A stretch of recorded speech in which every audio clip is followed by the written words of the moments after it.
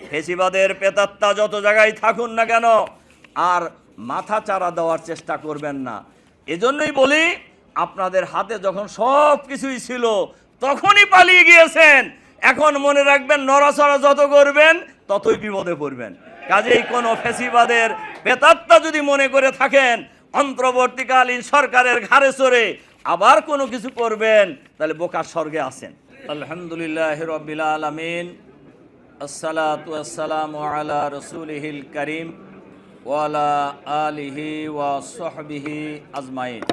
বাংলাদেশ জামাত ইসলামী ঢাকা মহানগরী দক্ষিণের উদ্যোগে আইনজীবী ভাই ও বোনদের নিয়ে আয়োজিত আজকের এই আইনজীবী সমাবেশের জনাব সভাপতি, বাংলাদেশ জামাত ইসলামীর কেন্দ্রীয় নির্বাহী পরিষদের অন্যতম সদস্য, ঢাকা মহানগরী দক্ষিণ জামাতের সংগ্রামী আমির, সংগ্রামী জননেতা জনাব নুরুল ইসলাম বুলবুল, আজকের এই আইনজীবী সমাবেশের সম্মানিত প্রধান অতিথি, বিশ্ব ইসলামী আন্দোলনের অন্যতম প্রধান, বাংলাদেশ জামাত ইসলামীর সম্মানিত সংগ্রামী শ্রদ্ধেয় আমিরে জামাত ডক্টর শফিকুর রহমান, অন্যান্য অতিথিবৃন্দ, সাংবাদিক বন্ধুগণ, সম্মানিত শ্রদ্ধেয় আইনজীবী ভাই ও বোনেরা, আসসালামু আলাইকুম ওয়া রাহমাতুল্লাহি ওয়া বারাকাতুহু।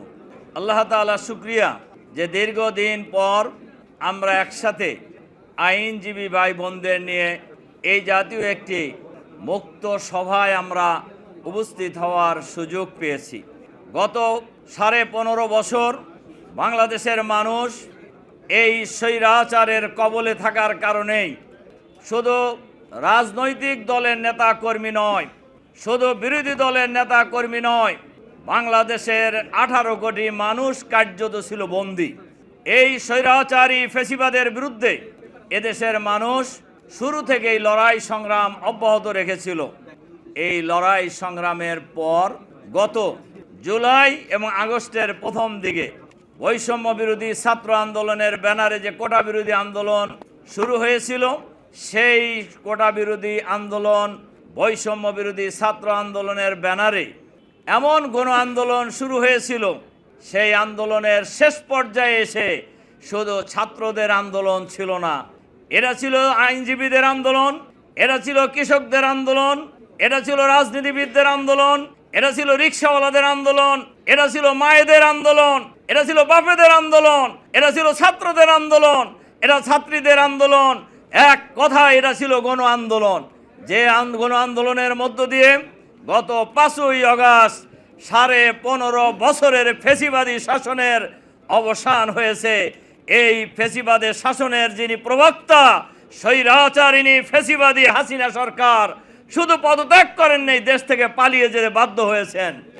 অথচ তিনি কয়েকদিন আগেই বলেছিলেন ব্যাংসায় যে হাসিনা পালায় না, পালাইছে না। দাম্ভিকতাকে আল্লাহ তাআলা পছন্দ করেন না।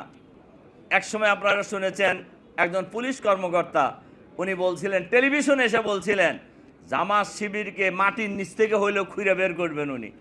উনি হান কোথায়? মানুষের সামনে আসার ক্ষমতা তার আছে? আগেই পালাইছে, শেখ হাসিনার আগেই পালাইছে।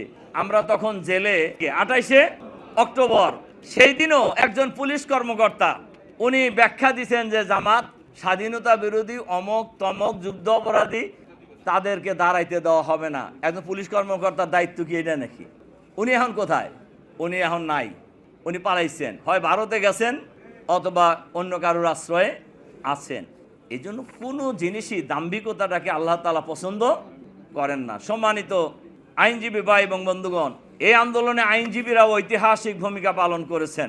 তার কারণ গোটা জাতি নির্যাতিত ছিল, সেই নির্যাতনের অংশ হিসাবে আইনজীবীরাও নির্যাতিত ছিলেন।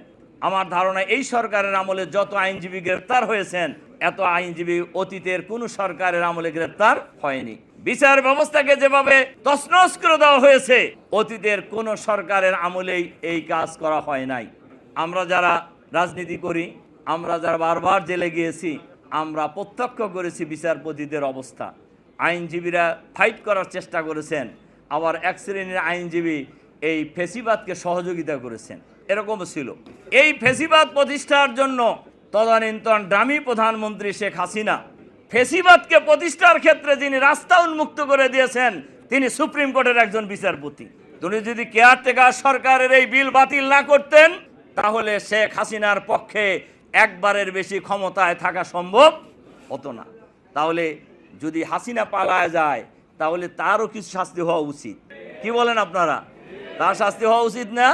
যার এই এক খোসার কারণে এই কেয়ারটেকার বিল অনেক রক্তের বিনিময়ে সংবিধানে সংযোজন করা হয়েছিল, সেই এক খোসার বিনিময়ে কেয়ারটেকার সরকার ব্যবস্থাকে বাতিল করার কারণেই দলীয় সরকারের অধীনে নির্বাচন যেভাবে হয়েছে কোনো নির্বাচনী মানুষ ভোট দেওয়ার কোনো সুযোগ পায় না।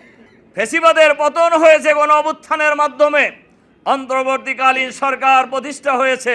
আমরা এই বাংলাদেশকে একটি সুন্দর বাংলাদেশ হিসেবে গড়ে তুলতে চাই, একটি সমৃদ্ধ বাংলাদেশ হিসেবে গড়ে তুলতে চাই, সন্ত্রাস মুক্ত বাংলাদেশ হিসেবে গড়ে তুলতে চাই, দুর্নীতিমুক্ত বাংলাদেশ আমরা গড়ে তুলতে চাই। আমরা একটি আধুনিক কল্যাণ রাষ্ট্র গড়ে তুলতে চাই।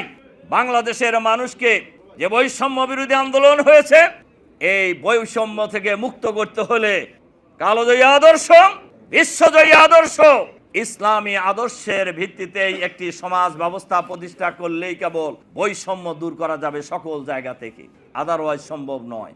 বাংলাদেশ জামাত ইসলামী ইসলামী আদর্শের ভিত্তিতে একটি আধুনিক কল্যাণ রাষ্ট্র কায়েম করতে চায়, যে রাষ্ট্র ব্যবস্থা কায়েম করলে পুরুষ তার অধিকার নিশ্চিত করতে পারবেন, নারীরা তাদের অধিকার নিশ্চিত করতে পারবেন, মুসলমান তার অধিকার নিশ্চিত করতে পারবেন, অমুসলিমরাও তাদের অধিকার নিশ্চিত করতে পারবেন।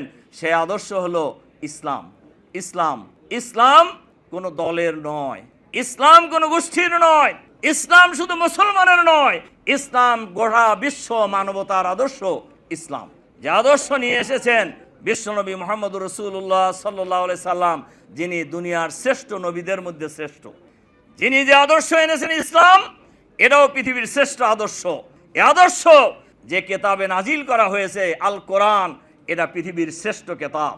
সুতরাং আমাদের কাছে আছে শ্রেষ্ঠ কেতাব, আমাদের কাছে আছে শ্রেষ্ঠ নবী, আমাদের কাছে আছে শ্রেষ্ঠ নেতা, আমাদের কাছে আছে শ্রেষ্ঠ আদর্শ। এই আদর্শের ভিত্তিতে যদি একটি সমাজ ব্যবস্থা গড়ে তোলা যায় তাহলে সেই সমাজ ব্যবস্থাই কেবল বৈষম্যহীন সমাজ ব্যবস্থা হতে পারে, সেই সমাজ ব্যবস্থাই কেবল দুর্নীতিমুক্ত সমাজ ব্যবস্থা হতে পারে।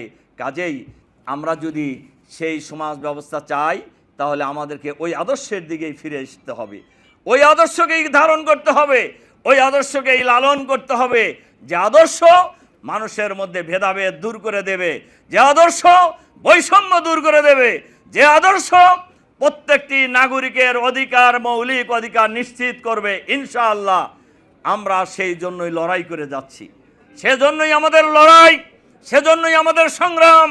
যতদিন পর্যন্ত সেই সমাজ ব্যবস্থা বাংলাদেশের ৫৬,০০০ বর্গ মাইলে কায়েম না হবে ততদিন আমাদের সংগ্রাম অব্যাহত থাকবে ইনশাআল্লাহ। তাই আসুন আমরা সেই সংগ্রামে সবাইকে ঐক্যবদ্ধ হওয়ার আহ্বান জানিয়ে, আর যেন কোনো ফেসিবাদ এই দেশে মাথাচাড়া দিয়ে উঠতে না পারে। ফেসিবাদের প্রেতাত্মা যত জায়গায় থাকুন না কেন আর মাথাচাড়া দেওয়ার চেষ্টা করবেন না।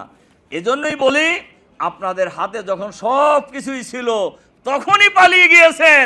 এখন মনে রাখবেন, নড়াচড়া যত করবেন ততই বিপদে পড়বেন। কাজেই কোনো ফেসিবাদের প্রেতাত্মা যদি মনে করে থাকেন অন্তর্বর্তীকালীন সরকারের ঘাড়ে চড়ে আবার কোনো কিছু করবেন, তাহলে বোকার স্বর্গে আছেন।